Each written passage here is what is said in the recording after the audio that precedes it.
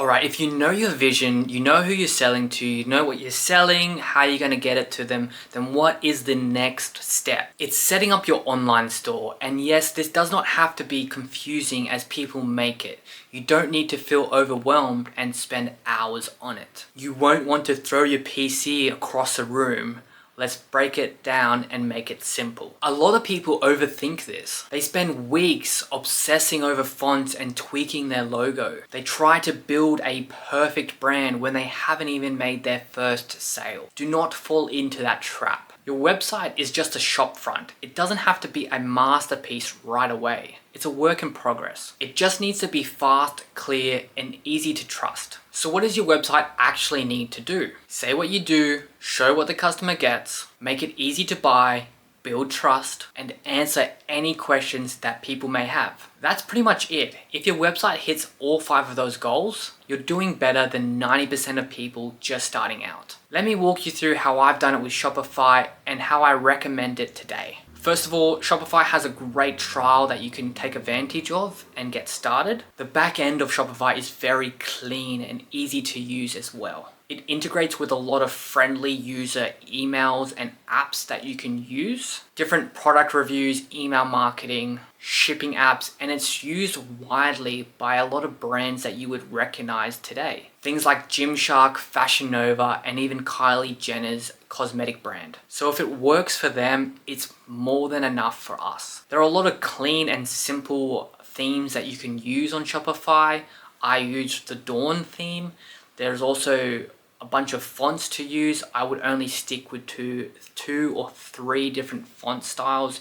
You don't want to overdo it. Fonts like Arial and Helvetica are easy to read on the eyes, especially on desktops and mobile. When someone sees your site or your social media, they should feel that brand awareness. They should feel the same kind of vibe. Think of easy colors that are recognizable with your brand. As we think with Starbucks and being green and white, or KFC and red and white, things like that, you understand a brand's color. Step 2 is to think about creating key pages. These are the essential ones and you can get fancy later with them all, but we'll break down the easy ones. On your homepage, just a simple intro, maybe a little banner, and then breaking down the products underneath that. You can have your catalog as well, listing all the products that you have. You should also have a track your order page where you can have a simple script, or you can link it straight to your Oz post. You should have a contact us page where it's a simple line form that people can ask questions and send emails to you. You can also have an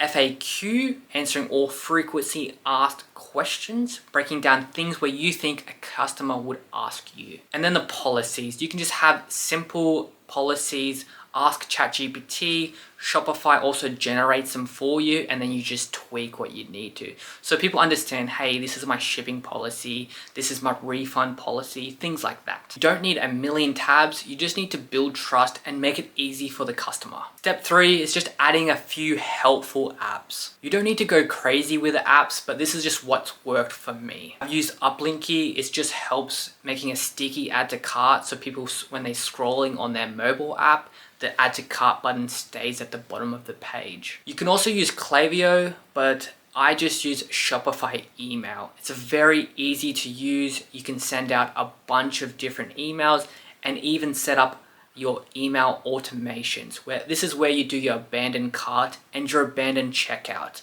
Very, very important to set up. I also use Vitals. It's an all-in-one app where you can do product reviews, upsells being like buy 2 get 1 free. You can have pop-up forms on there. It's a fantastic app to use and take advantage of. You can also use Section Store. It's a great app that makes your store look very aesthetic without the use of a developer. From there, you just turn on your Shopify payments, add things like Stripe or PayPal, giving your customers more ways to make payments. For your shipping, just stick to a flat rate or make it appealing, and you can do free shipping, but make sure you think about your product pricing when doing that. And then I use the Australian Post integration app to then easily ship all products. Here are some common mistakes to avoid that a lot of people do. A cluttered homepage. Keep it clean, guys. No clear call to action. Make sure you always have a shop now or click here button,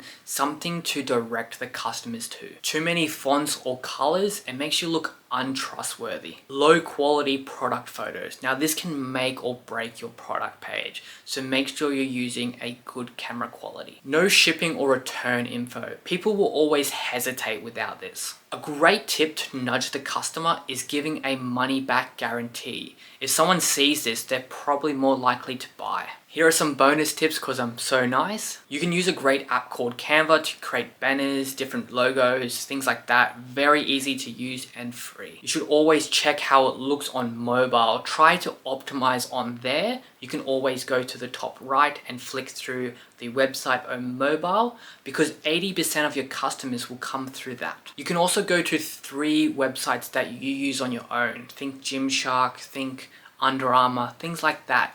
Find what you like and take different aspects of that. Borrow their flow and their layout. You don't need to reinvent the wheel. So I'll break down the checklist once more so we know we're covering everything. Make sure you have your homepage set up, the products added, all your payments are activated, you have a mobile friendly design, your email pop-ups are installed, making sure your thank you page also triggers, and your order confirmation email is working. These are just some of the helpful tips that I've created to help you set up your storefront. I break down a lot more on my 0 to 100k blueprint that I've provided down in the description. It's full of hours of wisdom and insight that I've learned from creating my own business. Your store doesn't have to be fancy. It just has to be clean, honest, functional and clear. Once it's live, the real work begins. You'll see what sells, how you can improve your offer, and how to keep customers coming back time and time again. But this is your foundation. If you lay it right and you make it strong, everything will get easier and you'll start building that momentum. Download that full 0 to 100k blueprint if you haven't already. Subscribe and I'll see you in the next video where we talk about email automations